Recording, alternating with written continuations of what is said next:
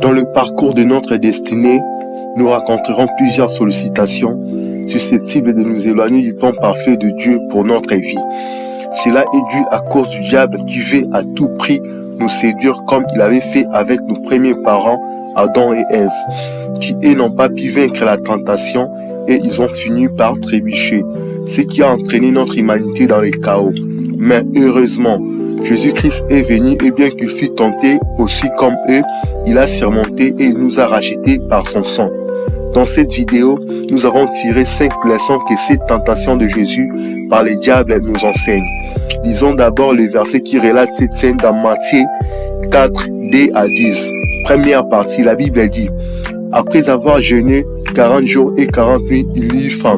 Le tentateur s'étant approché lui dit: si tu es fils de Dieu, ordonne que ce pierre devienne des pains. Jésus répondit: il est écrit, l'homme ne vivra pas de pain seulement, mais de toute parole qui sort de la bouche de Dieu. En d'autres termes, ce n'est pas le pain qui rendra l'homme heureux et qui va le satisfaire, mais la parole qui sort de la bouche de Dieu. Ce qui nous amène à la première leçon. Même lorsque nous avons faim, nous ne devons jamais vendre notre dignité à cause du ventre. Jésus n'a pas voulu transformer le pierre en pain parce qu'il ne voulait pas bâtir son ministère terrestre sur le pain, les choses éphémères, mais sur le pierre, les choses qui durent pour toujours. Ne bâtissons pas nos vies sur le pain, mais sur la pierre qui est l'image de Dieu, car il est le rocher des âges. Car la vie n'est pas dans les choses périssables, mais dans celles qui demeurent éternellement. Dans le désert, l'eau était sortie du rocher, donc de la pierre.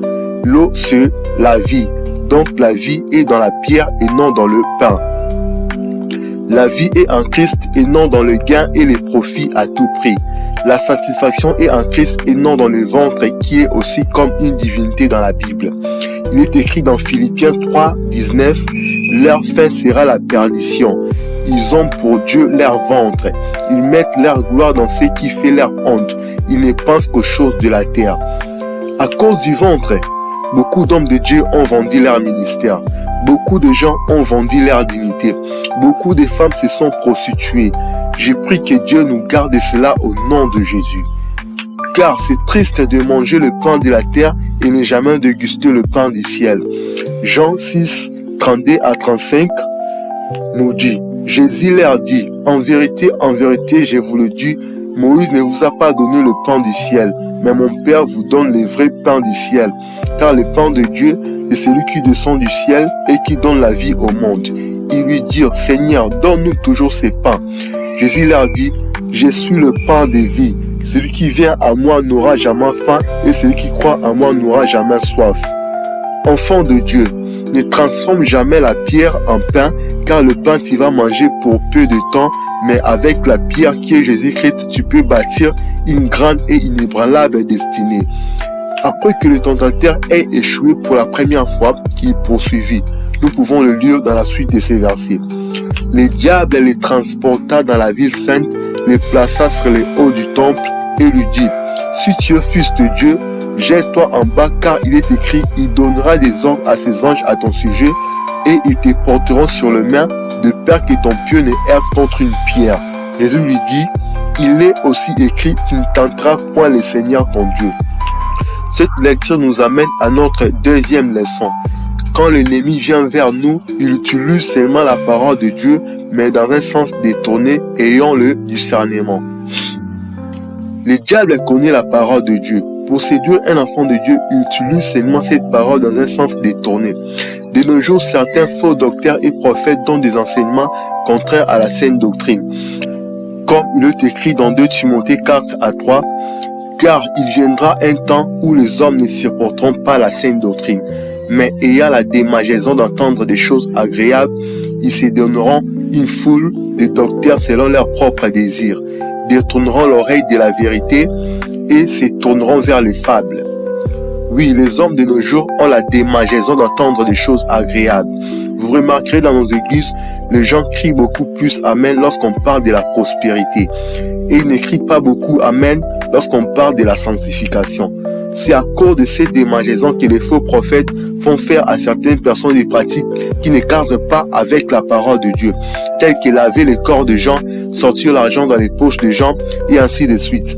Pour éviter tous ces abus dans l'Église, les chrétiens doivent méditer tout le jour la parole de Dieu.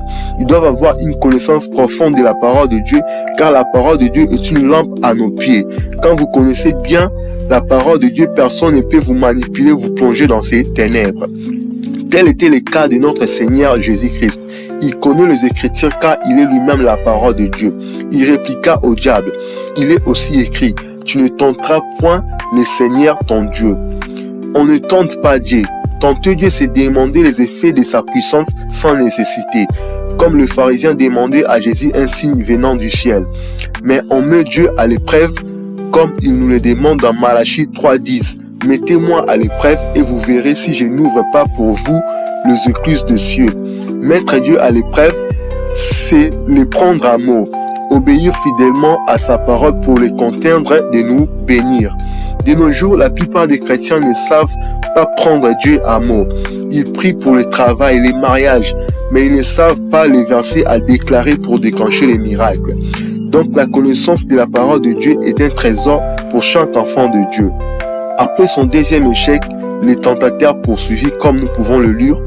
Le diable les transporta encore sur une montagne très élevée, lui montra tout le royaume du monde et leur gloire et lui dit, « Je te donnerai toutes ces choses si tu te prosternes et m'adores. » Jésus lui dit, « Retire-toi Satan, car il est écrit, tu adoreras le Seigneur ton Dieu et tu le serviras lui seul. » Ce texte nous amène à notre troisième leçon.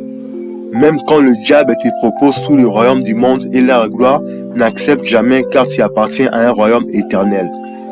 Les royaumes de ce monde passeront, mais le royaume de cieux ne passera jamais. La gloire de ce monde est vanité.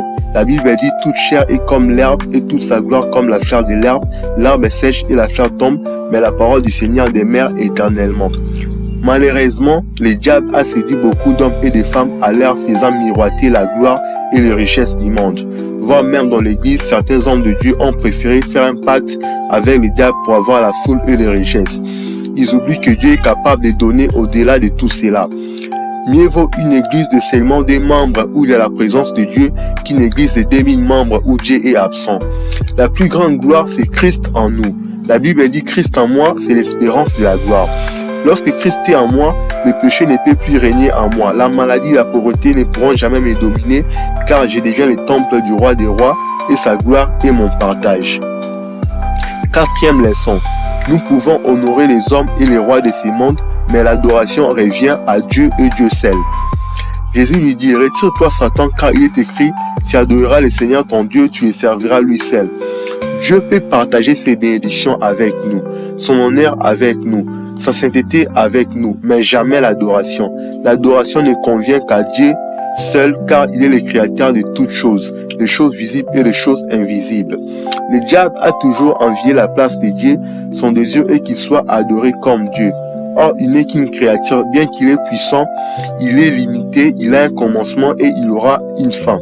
Jésus nous a donné l'exemple en refusant de se prosterner devant le diable et l'adorer. Bien-aimé, mieux vaut adorer le véritable Dieu Jésus-Christ malgré les souffrances que d'adorer les faux dieux pour des bénéfices passagers. Le vrai Dieu est amour, il sauve, il bénit, il guérit. En bref, il donne des choses meilleures, des valeurs inestimables sans nous exiger un prix à payer.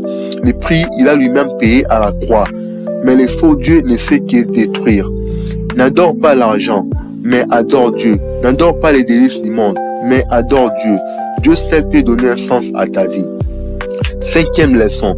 La tentation de Jésus par le diable ne s'était pas limitée dans le désert, mais le diable l'a tenté jusqu'à la fin de sa mission à Golgotha. Bien-aimé, le tentateur ne se lasse jamais. S'il vous a tenté dans la pauvreté, même lorsque vous serez riche, il va continuer. S'il vous a tenté dans le célibat, même dans votre mariage, il vous poussera d'aller voir ailleurs. Mais c'est à nous de nous mettre en garde, car la Bible dit « Veillez et priez afin que vous ne tombiez pas dans la tentation ». Prier ne suffit pas. Il nous faut aussi veiller à ce que nous écoutons et regardons et aux endroits que nous fréquentons. Les tentateurs ne se lassent pas, nous aussi nous ne devons jamais nous lasser de chercher Dieu dans la prière et le jeûne. Même lorsque nous n'avons pas encore obtenu ce que nous demandons à Dieu, demeurons dans sa présence, sachant que Dieu est plus grand que tout. Et c'est lui que nous désirons plus que les bénédictions. L'apôtre Paul a dit, si c'est dans cette vie seulement que nous espérons en Christ, nous sommes le plus malheureux de tous les hommes. Le tentateur a pour plus grand objectif de nous détourner de l'essentiel.